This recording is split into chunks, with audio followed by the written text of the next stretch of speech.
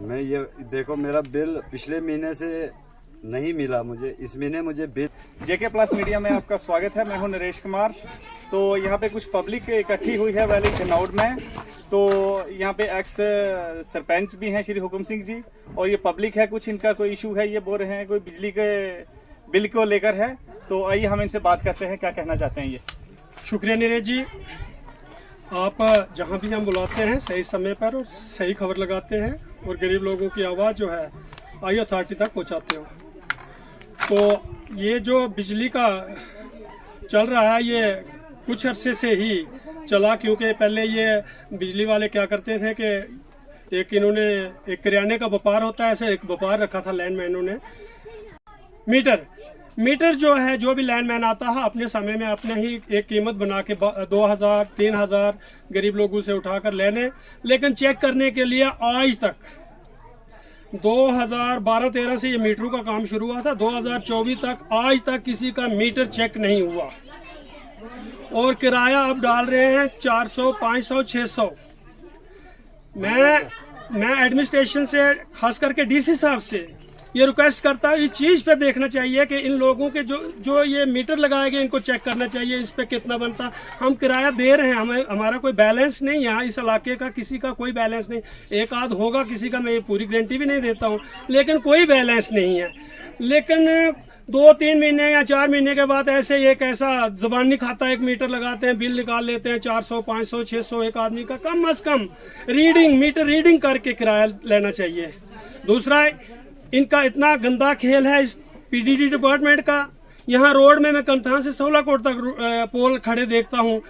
Government ने कोई order किया होगा, पता नहीं किस डिपार्टमेंट का है वो, पैसा क्या है कि इसका पक्का करो, इसको मजबूत करो, सीमेंट लगाकर, रेता बजरी लगाकर करो, लेकिन वो आज गिर रहे हैं। मैंने बहुत सारे देखे, टेढ़े हो गए हैं और लोगों के मकान गिरेंगे, यहाँ लोगों की ज़मीनें तबाह हो जाएंगी। अभी तो इन्होंने तारे शारे ने लगाए, तारे लगाने के बगैर ही पोल उल्टे रहे। लेकिन कौन पूछे, जो कंथान जीरो मोड से ऑफिसर कोई भी आला अधिकारी आता उसको 16 कोट प्रोजेक्ट की तरफ नजर होती है, आगे पीछे ना तो रेलवे की दीवार चढ़ी है उसको कोई देखता हो। हर साल 6 महीने में दीवारें चढ़ रही है और गिर रही है, लोगों की ज़मीनें तबाह हो रही है, इसमें कोई इंक्वायरी नहीं है, कोई नहीं देखता। मैं समझता हूं कि डीसी साहब हमारे बहुत अच्छे हैं।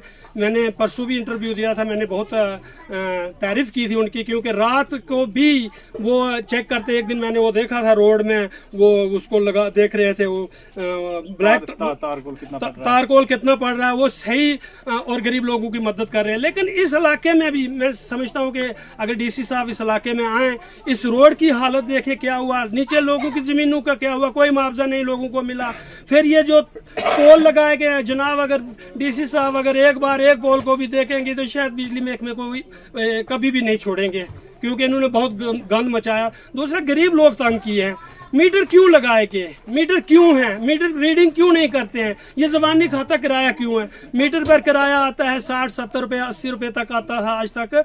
अब इन्होंने अंधाधुंध में किराया ऐसे डाल दिया, मीटर देखने बगैर किसी के घर भी कोई भी मीटर रीडर नहीं गया, और ऐसे ही किराया ठोक रहे हैं गरीब लोगों पर। गरीब लोगों की बुरी हालत करके कट 4-4 दिन लाइट नहीं होती। परसों कट हुआ था, पूरा 24 घंटे का कट रहा। इस इलाके में बिजली नहीं थी, लोग गर्मी में त्राही त्राही कर रहे थे। लेकिन अगर बिजली वालों को फोन करो तो यहाँ फॉल्ट है वहाँ फॉल्ट है, इनसे फॉल्ट भी नहीं निकलता। इसलिए मैं डिप्टी कमिश्नर रियासी से रिक्वेस्ट करता हूँ कि यहाँ आके कोई टीम, ऐसी इंक्वायरी टीम गठित की जाए। एक तो ये रोड में जो पोल लगे इनकी इंक्वायरी की जाए, कितने करोड़ रुपए इन पोलों पे खर्चा हुआ और आगे उनका आउटपुट क्या है।